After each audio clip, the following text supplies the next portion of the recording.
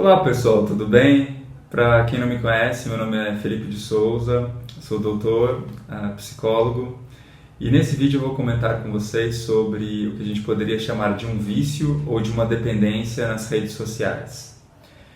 Bem, em primeiro lugar, talvez essas duas palavras sejam um pouco pesadas demais, talvez não seja necessariamente um fato que alguma pessoa, por utilizar as redes sociais, esteja viciada ou esteja dependente daquela rede. Esse é um primeiro ponto. Não necessariamente precisamos criar um transtorno disso. Mas, entretanto, nós notamos que muitas pessoas utilizam muito as redes sociais, ficam muitas horas por dia utilizando celulares, iPads, computadores e utilizando nessas plataformas as várias redes sociais. Bem, eu vou comentar um pouco com vocês sobre a psicologia que está por trás dessa manutenção de comportamento. Por que as pessoas ficam tanto tempo utilizando as redes sociais? Os criadores do Facebook estudaram a psicologia comportamental, então eles tinham algum conhecimento sobre os que a gente pode chamar de esquemas de reforçamento. Existe um grande autor na psicologia chamado Skinner, e o Skinner estudou, um dos grandes trabalhos da vida dele foi estudar os esquemas de reforçamento. Existe um livro do Skinner em inglês, até onde eu sei não tem tradução para o português, chamado Schedules of Reinforcement. Se você não lê inglês, você pode buscar esse livro do Catania. É um livro muito bom e ele explica esses vários esquemas de reforçamento: razão fixa, razão variável, intervalo fixo, intervalo variável, combinação desses vários esquemas de reforçamento e como que isso aumenta ou diminui o comportamento, dependendo do esquema. Bem, o que é um reforçador? O que é um reforçamento? Algum organismo, o Skinner trabalhou com pombos, trabalhou com ratinhos. Na faculdade de psicologia, geralmente a gente utiliza os ratinhos, muitas vezes. Na minha época, a gente ainda utilizava os ratinhos, hoje em dia já tem computadores que talvez substituam por cuidados éticos. Mas, de qualquer forma, o Skinner estudou esses animais, que são organismos mais simples, e procurou entender como você pode aumentar ou diminuir o comportamento daquele organismo. E nós também estamos incluídos, nós somos seres humanos e que também somos organismos que também emitem comportamento, e nós podemos também estudar o reforçamento ou a punição, o aumento ou a diminuição dos nossos comportamentos. A ideia de reforçamento é: eu emito um determinado comportamento, ou um pombo emite um determinado comportamento, e existe uma consequência depois desse comportamento. Para vocês entenderem como é forte determinados esquemas de reforçamento, existe um experimento que está aqui no canal, eu vou deixar o link na descrição do vídeo. Nesse experimento, o Skinner faz da seguinte forma: ele coloca uma plataforma para o pombo bicar. Então o pombo bica uma vez e recebe comida. A comida entra como o que reforça o comportamento do pombo. Então ele bica uma vez, recebe uma vez comida. Bica uma vez, recebe uma vez. E depois o experimentador vai mudando a taxa de reforçamento. Então bica uma vez, não recebe. Bica duas, não recebe. Bica 10 vezes, recebe a comida. E assim vai espaçando. Bica 100 vezes, recebe a comida. Bica 1000 vezes, recebe comida. Chega ao ponto do pombo bicar 10.000 vezes até que ele receba o reforçador. Então esses esquemas de reforçamento são muito fortes e podem fazer com que alguns organismos, dependendo de uma série de fatores, claro, com que isso aconteça. O comportamento seja emitido muitas vezes para só então haver algum tipo de reforçamento, dependendo do histórico daquele organismo. Uma pessoa que é viciada em jogo, um jogo legal ou um jogo ilegal, ela faz apostas.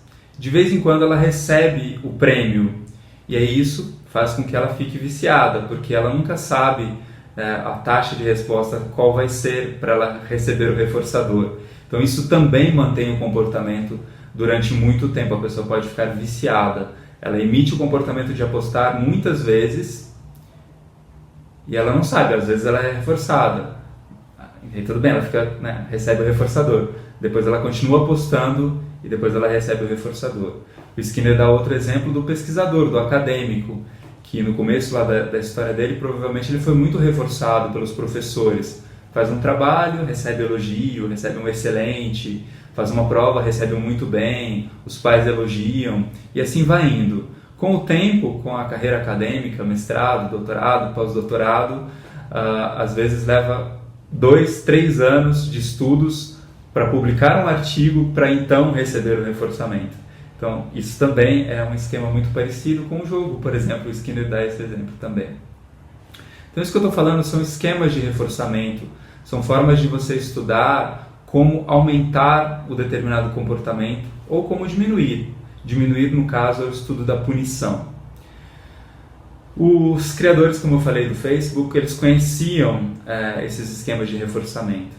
Então, a plataforma já foi criada, os algoritmos, a programação por trás do site e depois do aplicativo é criada, por trás disso tem esse conhecimento. Então, isso faz com que uma pessoa poste uma foto e logo em seguida ela tenha um reforçador de uma curtida, de um comentário. Então, isso mantém e reforça o comportamento. Depois, a taxa de reforçamento vai variando com o tempo. Às vezes a pessoa posta uma foto, recebe 10 likes. Posta outra foto, recebe 100 likes. Posta outra foto, recebe 43 likes. Isso vai variando. Né? Chega uma forma que isso vai variando. Só que isso sempre mantém, ou tem uma tendência muito alta, de manter o comportamento daquela pessoa de publicar. De continuar publicando e ficar vendo o feed de notícias e tudo mais, os stories e aquilo tudo. Então, publica, recebe o reforçamento. Isso é um conhecimento, existe um conhecimento da psicologia que faz com que isso seja mantido. A gente chamar isso de vício ou chamar de dependência, como eu falei, pode ser muito forte, pode ser até exagerado, depende muito. Algumas pessoas utilizam essas plataformas, Facebook, o Instagram, essas redes sociais como um todo, utilizam para trabalho, para divulgar a sua profissão, ou utilizam até como um trabalho mesmo, como um trabalho de mídias sociais e tudo mais. Então, se a pessoa fica 8 horas utilizando essas redes sociais, o Twitter, por exemplo, isso pode ser para trabalho. Então, isso é voltado para o trabalho, é uma ferramenta, é um instrumento de trabalho, assim como ter um telefone para ligar para as pessoas, por exemplo. Então, não necessariamente usar muito uma rede social vai constituir um vício ou uma dependência.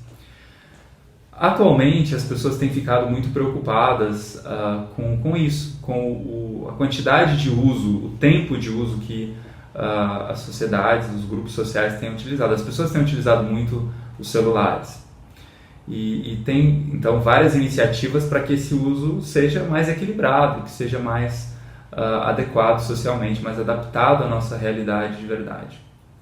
Então, por exemplo, na Apple, você tem no iPhone um relatório semanal de quanto você usou os vários aplicativos. Então, fiquei utilizando, sei lá, o Instagram por 2 horas todos os dias, mais ou menos. Então, isso dá um relatório de quanto você utilizou os aplicativos por semana, por dia. Isso dá uma certa dimensão. Se eu fiquei 2 horas por dia numa rede social, isso vai dar 14 horas numa semana. É praticamente um dia inteiro acordado, utilizando um aplicativo. Que benefício que eu posso ter tido com isso? Talvez para minha vida prática, concreta, para minha produtividade, talvez seja nada, simplesmente nada de produtividade. E isso faz com que eu possa repensar. Então a questão toda não necessariamente a gente precisa chamar isso de vício ou de dependência, mas eu posso refletir sobre esse meu uso. Para que eu estou usando isso? No final do dia, depois de ver tantas coisas e publicar e participar dessas redes, o que eu lembrei, o que eu lembro do que eu fiz? Isso foi útil para mim em alguma medida?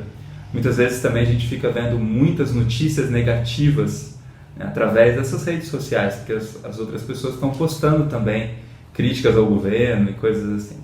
Então isso também pode ser muito pesado, eu fico vendo aquela poluição de violência, de problemas, de dificuldades.